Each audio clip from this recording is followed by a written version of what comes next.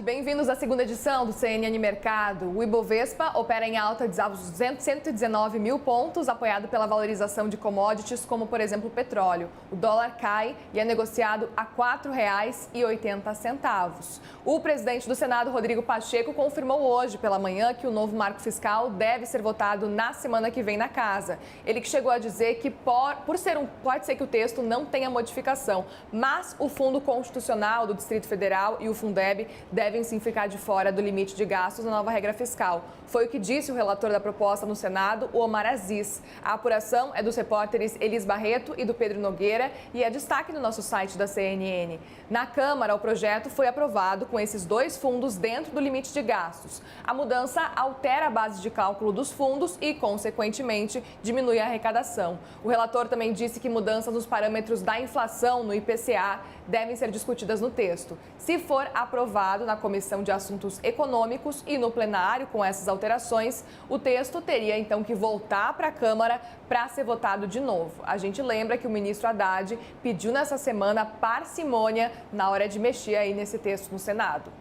E hoje, Fernando Haddad disse que acredita que o novo marco fiscal vai ter uma votação no Senado proporcional à que teve na Câmara. A gente lembra que o texto foi aprovado na Câmara pelos deputados com 372 votos, uma ampla maioria. Vamos ouvir.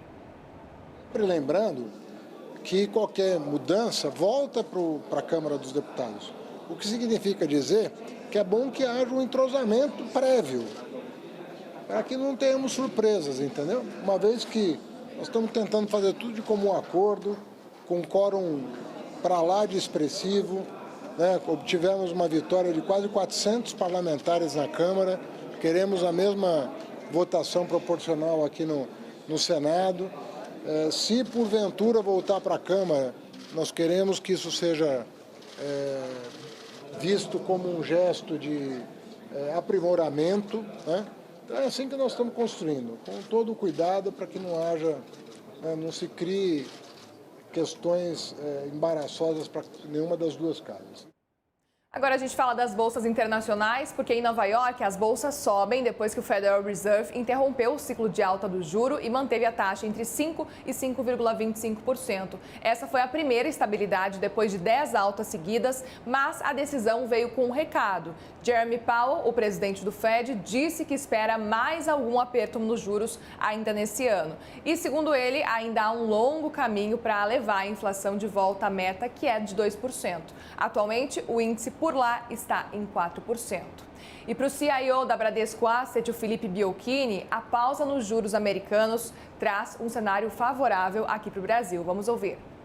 A principal economia do mundo e o padrão de política monetária global é muito relevante para o Brasil. É quase que assim, um limitador para a gente. Se o Fed continua subindo muito os juros, a nossa possibilidade de queda de juros terminal também vai ficando mais alta.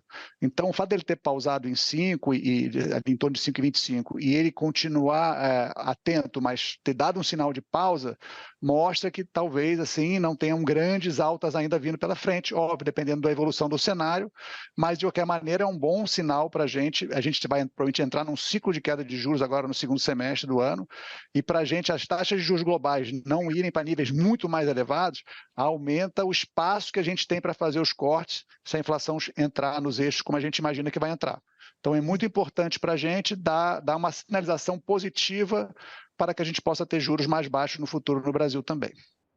O CNN Mercado vai ficando por aqui, mas às 2h55 da tarde eu volto com atualizações do mercado de hoje. Você fica agora com um grande debate com a Lu Barreto. Eu volto logo mais. Uma boa tarde.